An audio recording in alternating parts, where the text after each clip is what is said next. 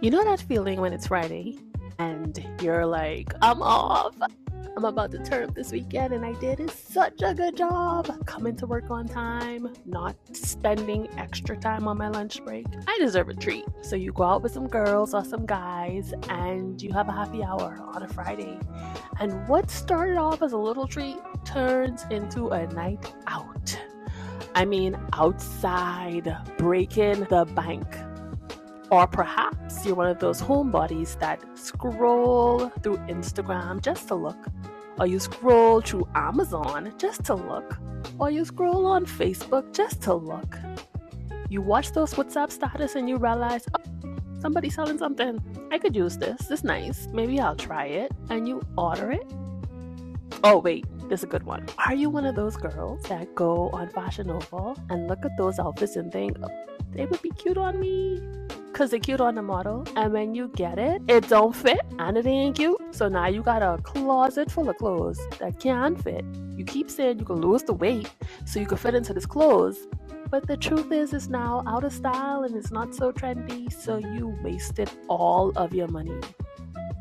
Here's the truth about that. Our spending isn't rational at all. Not at all. It is pure emotional.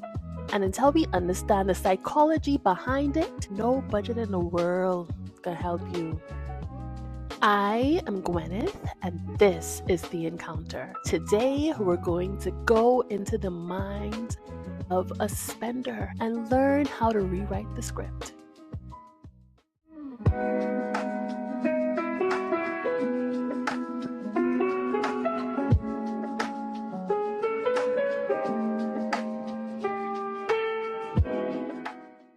Hey, welcome back. Glad to have you locked in. Let me be vulnerable for a minute. It's me. It was me ordering them clothes on Amazon that didn't fit, or the stuff on Fashion Nova that I was in denial about my size. It's me. It's me having those impulsive purchases or needing a little treat at the end of a long work week. It is me, and I feel like I am you, and so we have something in common. Hey, friend. Okay. Honestly, I know I have a problem. I had a problem, but let me tell you just how bad my problem was. There is a bag of clothing in my closet because it doesn't fit. And the tags are still on them. And I have a little sister who's a little smaller than me. So low key, I keep those for birthday gifts and other little gifts and just because I mean, what am I really going to do with two sizes too small? And honestly, the thing is, I tell myself that I'm doing a good thing because if it doesn't fit me, it's going to fit her. So a win is a win. And she's going to have a birthday or she's going to need an outfit to wear, and honestly, I convinced myself that I'm not going to return these items because it's going to cost too much. It's going to cost me more money than I spent to get them here. And yeah, I'm pretty sure there's somebody that's listening to this now that can relate. And the truth about it is, it's emotional spending. Let's hear that again. Emotional spending. All right, so let's unpack this together. The way our brain works is dopamine's released at the anticipation of a purchase. So you see it, you feel all of the dopamine rush through your brain as you are going to click order, confirm, get your credit card information. That's the same chemical response that is involved in pleasure and response. The anticipation often feels better than actually getting the thing that you just purchased. Another reason we spend impulsively or aimlessly is to regulate our emotions. Sometimes we're stressed or bored or lonely or sad or even celebrating getting through an entire work week without cursing out a coworker or spending time just online because it's a coping mechanism. But here's the real kicker. It creates this cycle of shame that makes us feel worse. And so emotional spending equals guilt equals shame equals spending again to feel better. It keeps looping, and before you know it, you're broke. You're off your budget. You're scrapping to pay your bills, and you got a whole lot of stuff in your house that you don't use and you don't need. And on the flip side of all of this, the marketing industry knows about this little emotional roller coasters. There's actually studies to look at the characteristics of your purchasing habits and exploit them low key. I mean, or high key if you know it or not. There's theories like Maslow's hierarchy of needs or the cognitive dissonance theory or social identity theory. I could get into all of these, but I won't bore you with the antics. Just know that marketers, me, have a way of tapping into your emotional vulnerabilities and capitalizing on it. Okay, but let me reel it in.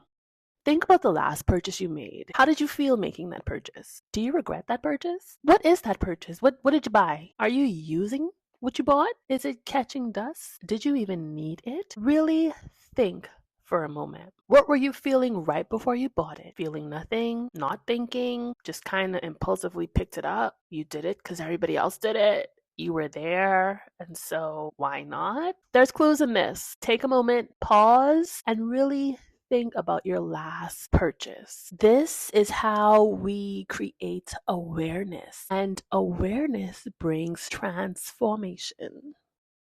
Let's take a moment and talk about common spending triggers. First, big trigger on the list is retail therapy. I feel like it's become a thing. I mean, it's been a thing for a really long time, but it's a thing because of marketers.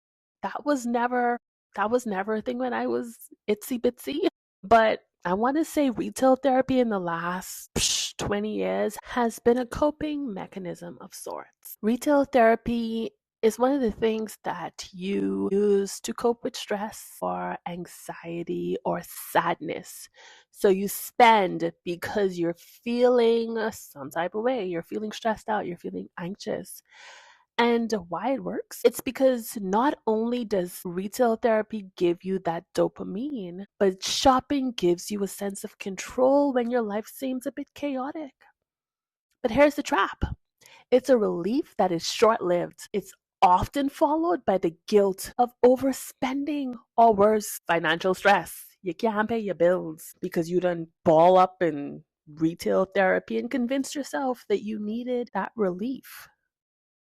The second trigger, social comparison, keeping up with the Joneses, keeping up with the Kardashians, keeping up with the social media influencers, keeping up with the married folks, keeping up with the single folks, keeping up with the church folks, whatever, whoever you're trying to keep up with, that's a trigger. And so you spend all of this money so you could feel equal to them or better than them. Think about that. And why it works is because, weirdly enough, you start to belong. You start to feel equivalent. You start to feel adequate. You see others purchasing stuff, and you have this fear of not being able to purchase what they're purchasing or have the life that they're having. And so it triggers that impulse to keep up. And so you end up living above your means because you saw somebody on social media post the lavish trips and the Dubai and all these other stuff. And you don't know how that bill's being paid. You don't know if they got power after this vacation, but now you put yourself in a financial bind because you feel like you were being left out. You were behind the whole time.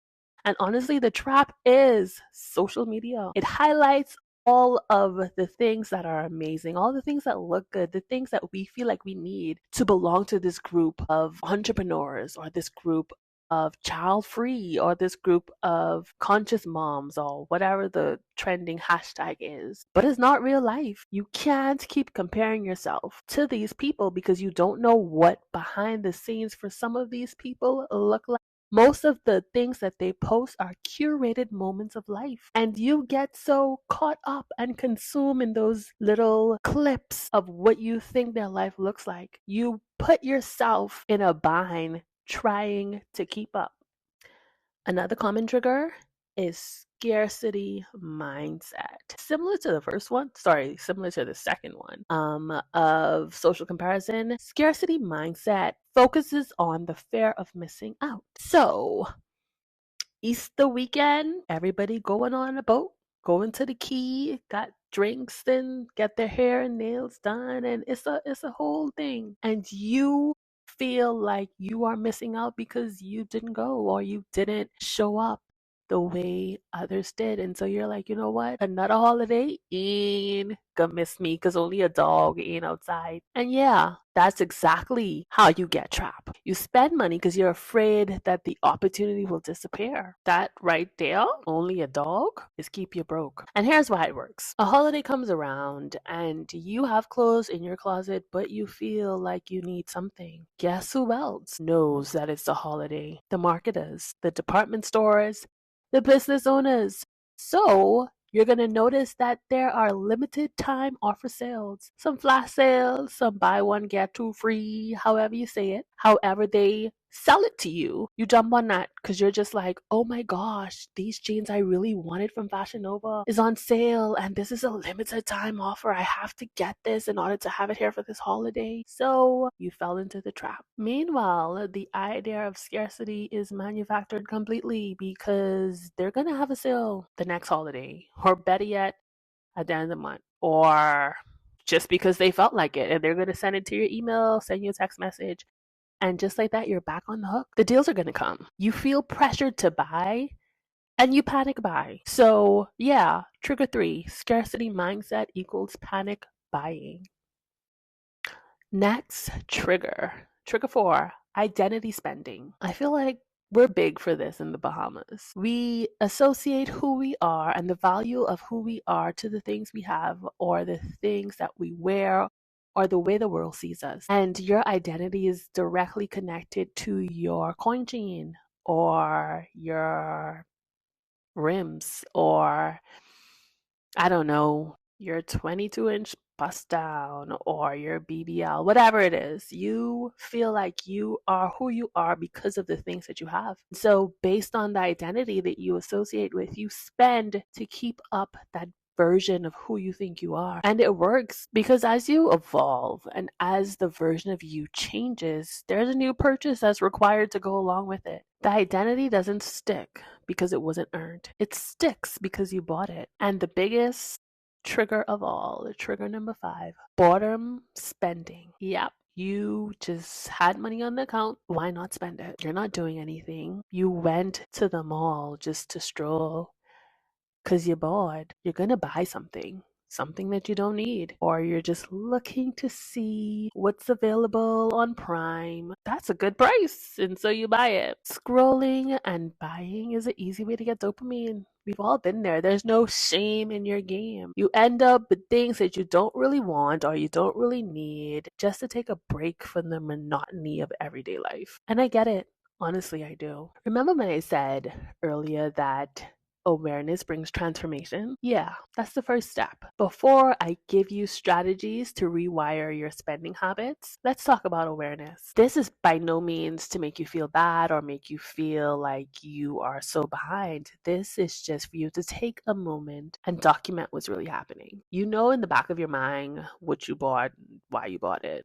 But there's nothing like seeing it on paper. I want you to make a list, and it's going to be a running list. Put the date, put what the purchase was. I need to know if it was cash or credit. Let's be real. And what was it? Maybe put a line that says feelings and write down what you felt. I promise you, awareness is the first step to getting a grip. We got this. Now that we have awareness out of the way, another practical strategy that you can implement is the 24-hour rule. And what it is for the non-essential purchases that's over a certain amount, you can decide based on your income and your lifestyle what that amount is. Let's say 30, $50, non-essentials. Wait 24 hours before buying it. The reason this works is because it breaks the dopamine into loops. The urgency passes and most of the desire fades. So let me use myself an example. I am an avid cart shopper or window shopper, whatever you call it. But now I do it online. So I scroll on Shein, I scroll on Fashion Nova, and I scroll on Amazon. And I get that dopamine fix, and it's there. I won't lie. I fill my cart with all of the things that I want, and then I leave it in the cart. And so, yeah, I never actually purchase. I don't know how well that works for some of you, but it definitely worked for me because after I put it in the cart and left it there, I realized that I didn't need it and I don't want it. And so, yeah, non essential purchase, give yourself 24 hours. You'll see definitely how much crap you purchase that you don't really need or don't even care to have. Okay, here's another little fun one. Name your emotion first. Before you spend, pause and ask yourself, what am I feeling right now? Name the emotion. Is it boredom? Is it sadness? Is it stress? This can be a little fun thing that you do with yourself. This disarms its power, and then you choose if you want to have a different response. That's alternative to spending. For example, if you're bored, go for a walk, call a friend, text somebody, listen to a podcast, watch a show. If you're stressed, don't eat. Don't drink, especially alcohol. Maybe have some water. But journal or pray or listen to music that makes you feel good. Do a stretch, do some deep breathing. And if you feel lonely, reach out to somebody. There's somebody that cares about you. Put in the time. Don't go to the store. Don't go to the store. And don't open that app if you're feeling any of these emotions. Okay, this one's kind of fun. Keep a want list. It's okay to stroll and look at the things that you want or get caught up in the videos and think that you need to have it. Make a list of all of the things that you want that you've seen and where you saw it from. So for me, it's the Ninja smoothie maker. I don't need it, but I definitely want it. That would be one that's on my I want list. Also, put the date that you added it to the list. Trust me, put the date. This is going to honor the desire to have that thing without acting on it immediately. And after 30 days, view the list, view your budget, see how you feel about most of the things on the list. You may not want those anymore, or may you care to have them. Or you may be like me and you keep that Ninja slushy maker in your cart and you just convince yourself that one day you're going to buy it. You're just going to wake up and buy it. Building financial freedom isn't about restriction and can't have or won't do. It's about creating a purposeful life with intention. So honestly, those things that we want may just be something we feel in the moment, but is it going to add that extra oomph to the life that we want to live?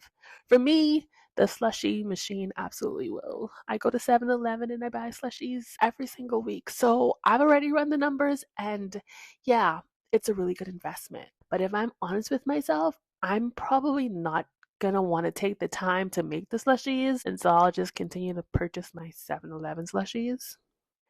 The last strategy we're going to talk about is the fun money category of your budget. Give yourself permission to spend a small amount every month or every week or however your pay period run on anything you want. No guilt, no questions. Forbidden fruit always seems more tempting, but a little bit of freedom prevents binging. And here's something to think about. Our spending reveals what we really truly treasure. Jesus says, where our treasure is, there our heart will also be. That's Matthew 6:21. This isn't to shame us, but this is to help us to create awareness around what we're spending our money. It's simply an invite to pay attention.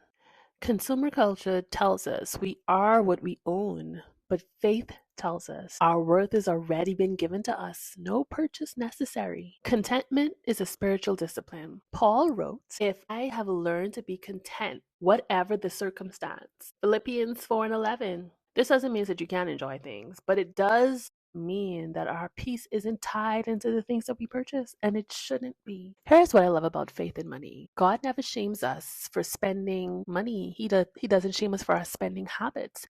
Instead, he invites us to pay attention. Where our treasures are, our heart will be there as well. This isn't a threat. It's a simple diagnostic tool. If my spending is anxious, compulsive, comparative, or just out of hand, it's not a budgeting problem. That's a hard question. Heart, Heart. And the good news is the heart can be changed slowly, gently, and with grace. So here's how you may know that you need to move around, look at your life a little differently. Are you hiding purchases from your partner? or your family members? Are you spending money you don't have on credit, borrowing money to buy those things? Do you feel shame or panic anytime you purchase something? Or have you tried to stop, but you really can't? If any of this sounds like it could be you, stick around. We're going to give you the tools you need to change that. Okay, so here's what we learned today. You're not bad with money because you're undisciplined. You're human. Not only are you human, you are an emotional creature. And marketers and businesses know that. And low-key, they may be exploiting you. Also, you've learned today that we spend as a soothing mechanism, or we spend as a comparison. We spend to escape and become something that we're not. We build ourselves and our characters around the things that we purchase. And once you understand all of the science behind what you're doing and why you're doing it, you can start making different choices, not from shame, but simply from awareness. Build that list of the things that you're spending money on. Write it down. Try the 24-hour rule. Name that emotion. Start the fun money category and give yourself permission to have a little fun. Live a little, just a little bit. Don't run out. We're building habits to build wealth and to keep wealth. Don't think of this as restrictions or restrictive mechanisms. These are tools for freedom and they're yours. You're welcome. So this week, I want you to log all of your purchases, strategic or impulsive. I want you to also notice one emotion that you had around the time of purchase. So what were you feeling when you made one purchase? Don't stress yourself out. Just jot it in your phone. Once you've done that, don't judge it.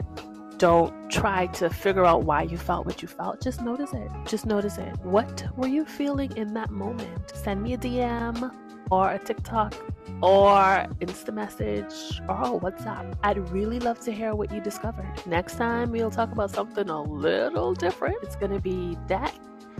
And not the shameful version of it, just debt. How much do you owe and who do you owe it to? And together we'll build a how do I actually get out of it version of our strategy that you won't want to miss. So if this episode made you feel seen, share it with a friend who may need to hear it. And no, not because they sent it to you, they think you're broke. You're just human, and that counts. Follow the show so you don't miss out next time. And remember, your worth has never been in your wallet. Small steps faithfully taken, and you will see how your life will be transformed. Thanks for showing up. I'll catch you later.